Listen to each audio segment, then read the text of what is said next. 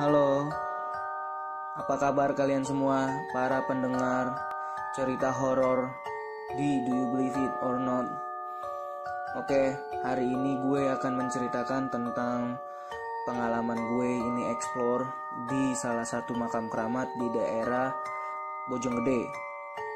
Jadi gue ini emang penasaran sih sebenarnya sama makhluk-makhluk yang goib gitu loh.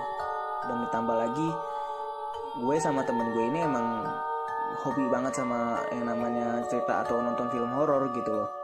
Dan gue kayak penasaran aja sih gitu loh, apakah benar gitu loh di dunia nyata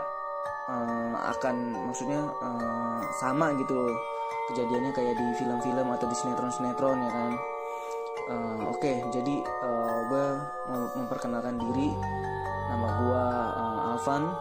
Kali ini gue mau menceritakan tentang salah satu pengalaman gue explore di salah satu makam keramat di Bojonggede.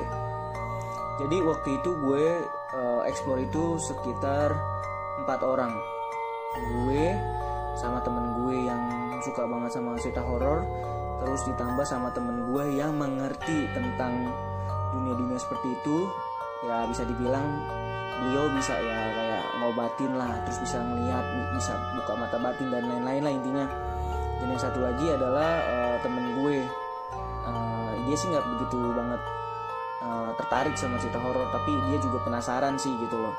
Nah akhirnya gue memutuskan waktu itu untuk explore sekitar jam 10:30. Gue jalan dari rumah dan gue kumpul di salah satu rumah temen gue, dan akhirnya kita berempat langsung berangkat ke tempat explore. Jadi sebelumnya gue mau memperkenalkan diri teman-teman gue dulu yang waktu itu explore bareng gue. Gue pertama Alvan, kedua juga ada temen gue namanya R. Nah yang R ini adalah temen gue yang tertarik juga segitu sama kayak gue, penasaran dengan cerita horor. Nah yang temen gue yang bisa ngobatin itu namanya inisial aja ya, IR atau R lah intinya. Dan yang terakhir B namanya. Nah jadi waktu itu gue explore berempat. Pertama kali gue mau memasuki makam tersebut, gue dan teman-teman gue mencoba untuk kayak berdoa dulu lah buat para sesepuh di sana, dan gue berdoa buat para penghuni di sana, jadi biar mereka juga bisa terima kita dengan baik gitu loh ya kan. Akhirnya gue setelah berdoa, akhirnya gue dan teman-teman gue yang lain masuklah ya kan ke makam tersebut. Akhirnya ketika gue baru nyampe mungkin pintunya kali ya, itu bisa dibilang pintunya gitu loh, temen gue udah ngerasain hal-hal yang aneh gitu loh ya kan. Karena ini auranya beda banget gitu loh, yang sebelah kanan panas tapi sebelah kiri dingin gitu loh. Akhirnya ya udahlah, gue coba untuk masuk lebih dalam lagi kan, sekitar kira-kira gue berada di tengah makam gitu loh ya kan. Akhirnya temen gue ini yang mengerti lah, yang bernama IR ini mencoba untuk memanggil para penunggu sana gitu loh ya kan. Akhirnya dia mencoba untuk ritual. Setelah ritual itu dia langsung nginjek tanah gitu loh 3 kali, 1, 2, 3, and abis itu temen gue itu langsung bilang hadir seperti itu ya kan. Benar sekali, ketika gue lagi temen gue itu melakukan ritual, temen gue langsung bilang coba lihat di sebelah kanan kita ya kan. Akhirnya gue mencoba dong melihat. Akhirnya gue waktu pertama kali ngeliat itu sih gue ngeliat samar-samar gitu loh, karena gue nggak ngeliat apa-apa gitu kan. Tapi temen gue yang R ini dia melihat langsung gitu loh. Di sana ada sosok kuntilanak. Nah di balik makam, dan dia itu ya jaraknya sama kita itu kurang lebih sekitar 1 atau 2 kilometer lah ya kan. Gue kan posisinya itu ketika lagi lagi explore itu, gue nggak boleh yang namanya foto, satu syaratnya. Kedua juga gue nggak boleh pakai cahaya center atau cahaya flash di handphone lah intinya.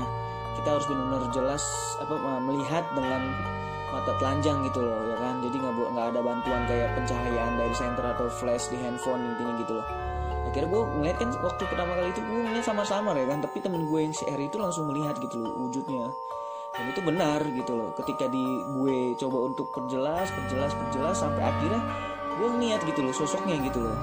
Yang pertama gue lihat itu baju putih ya kan, rambutnya panjang sekitar sedengkul lah, itu gue lihat banget ya kan. Dia menghadap ke kita kan gitu loh. Akhirnya gue coba untuk memandang lagi dan gue lihat dengan jelas, oh ternyata benar yang dilihat sama temen gue si R itu adalah ya benar sosok kuntilanak. Dan dia mencoba untuk melihat kita semua kan gitu loh. Akhirnya temen gue yang bernama IR ini kan mencoba untuk memanggil lagi kan yang penunggu yang ada di sana. Dan tidak lama dari arah sebelah kiri gue, bukan sebelah kiri gue ya, maksudnya sebelah kiri dari teman-teman gue itu,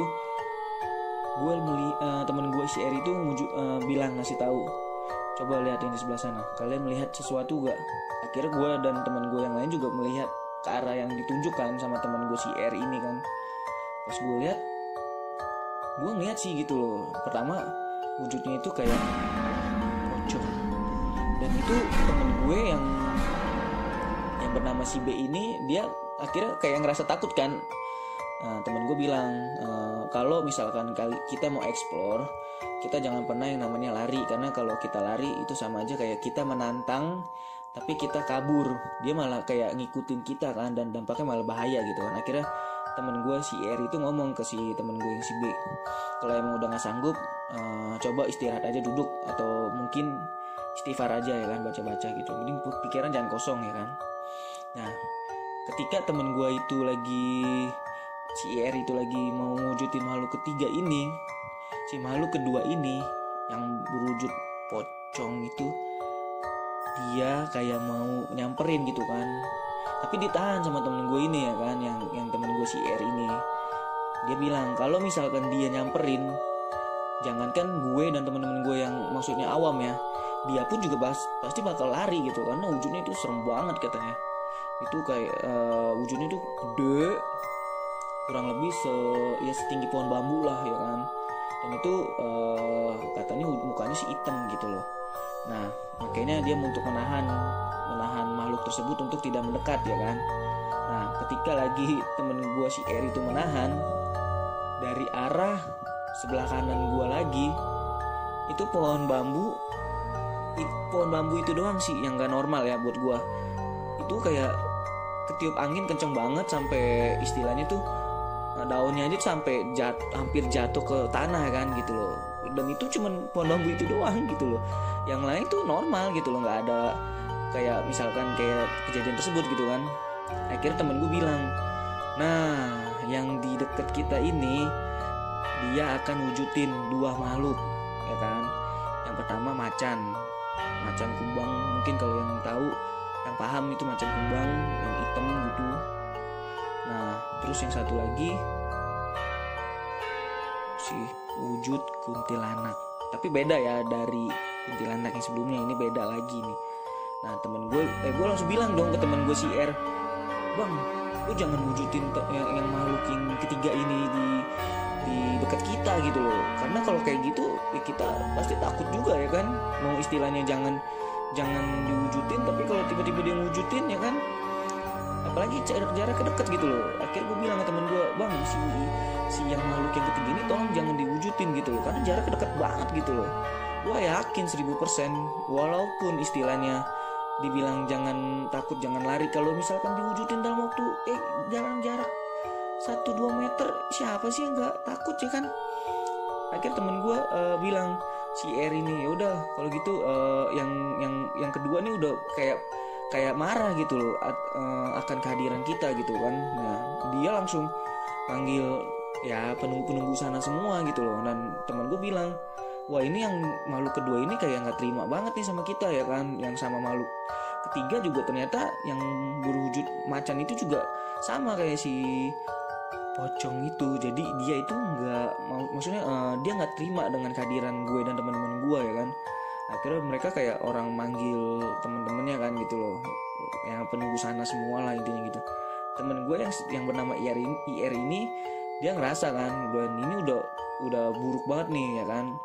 Dan tiba-tiba ini kayak kabut gitu loh, di sekitaran gue tuh kabut. Dan yang gue tahu sih, dan yang gue dengar dari cerita orang-orang sih ya, gue juga nggak tahu keadaan kenyataannya ini beneran atau enggak ya. Kalau di dekat kita tiba-tiba ada kabut, katanya sih banyak makhluknya gitu loh. Dan akhirnya ya gue memutuskan, dan temen gue itu, bang gimana nih bang kalau misalkan sampai mereka manggil ya kan, kita kayak dikepung, kayak seakan-akan kita di dalam daerah perang, terus kita dikepung ya kan. Wah bahaya nih kata gue. Ini masalahnya kita ya, maksudnya yang ngerti cuma temen gue yang satu orang ini si R ya kan. Kalau misalkan istilahnya tiba-tiba ada yang amit-amit lah ya kan, ketempelan, itu kan kalau 2 orang bahaya gitu. Maksudnya orang cuma satu yang bisa ngobatin. Akhirnya si temen gue IR ini juga ngomong sih, ini firasat gue juga udah nggak enak nih. Ya udah deh, kita udahin dulu deh. Itu gue ingat banget, itu nggak sampai setengah jam lah, itu cuman gue explore itu sekitar 10-15 menit. Dan akhirnya gue dan teman-teman gue mencoba untuk ya udah jalan santai aja kan, sambil gue sholawatan dan istighfar ya kan, sama baca surat-surat pendek ya kan. Temen gue langsung bilang ke temen gue yang IR ini, ngomong kan sebelum kita pergi ya kita berdoa dulu kan, berdoa lagi intinya. Ya udah akhirnya gue berdoa, akhirnya gue jalan santai, gue kayak ya memberanikan diri aja lah intinya, jangan sampai takut dan jangan sampai terjadi sesuatu ya kan. Akhirnya yang si makhluk macan ini dia ngikutin sampai ke tempat gue parkir motor ya kan. Nah temen gue bilang ini ada satu makhluk yang ngikutin kita ya kan. Terus gue tanya dong, siapa bang gitu kan, ini apa nih wujudnya ya kan, karena yang tadi kita lihat kan juga banyak gitu kan. Terus temen gue bilang ini bentuknya wujudnya seperti macan, dia tuh kayak nggak terima sama kehadiran kita dan dia kayak menantang ya kan. Akhirnya temen gue si R ini kayak nggak percaya ya kan. Akhirnya dia bilang ke temen gue yang si R ini, coba bang gue mau lihat wujudnya. Terus temen gue si R ini sih udah ngelarang gitu loh, jangan, karena kalau misalkan sampai diliatin gitu, maksudnya dibuka mata batinnya, dia pasti akan takut gitu, karena ini wujudnya tuh gede banget gitu loh, kayak kurang lebih 5 meter lah tingginya itu kan. Dan ini kayak orang gimana sih, kayak macan, kayak mau nerkam mangsa ya kan. Ini bener-bener kayak bener-bener mengincar banget lah intinya gitu kan. Temen gue penasaran akhirnya si R itu kan. Akhirnya ya udah, biar nggak penasaran juga si R ini dibuka lah mata batinnya sama si IR ya kan. Ketika dia lagi baru juga dibuka, matanya itu dibuka, lalu dia balik badan. Ketika dia balik badan, dia langsung balik badan lagi. Dan dia langsung seketika bilang, bang gue cukup, gue udah gak sanggup lagi, udah cukup gue ngeliatnya kan, tolong tutup lagi kata dia mata batinnya. Akhirnya ditutup lah ya kan sama temen gue si IR ini. Pas ditutup, terus si IR ini langsung kayak nyamperin ya kan si macan tersebut ya kan. Dia pertama dia bilang dia hanya ya ingin explore gitu, tidak bermaksud untuk mengganggu. Dan temen gue si IR ini juga bilang dia akan mendoakan ya para penunggu atau pengemudi di sana atau sesepuh di sana ya kan. Akhirnya setelah si temen gue ini ngomong sama si makhluk ini, si macan ini, akhirnya si macan ini akhirnya pergi ya kan. Ketika si macan itu pergi dan teman gue langsung nyamperin lagi ke gue, ke teman-teman gue maksudnya, gue langsung nanya kan ke temen gue si R ini, tadi yang lu lihat apa? Dia langsung bilang, itu wujudnya serem banget kata dia. Emang tingginya itu kurang lebih ya tadi yang gue bilang, kurang lebih 5 meter sampai 6 meter lah intinya gitu kan. Dan itu taringnya, bayangin ya, taringnya itu dari mulut sampai nyentuh tanah. Ya temen gue ngeliat kan, dan itu matanya kayak merah gitu kan, merah. Dan itu ngeliatinnya kayak orang marah gitu, kayak marah banget gitu kan. Akhirnya temen gue nggak sanggup ya kan, dia cuma ngeliat, baru balik badan dia langsung dia langsung lihat, habis itu dia langsung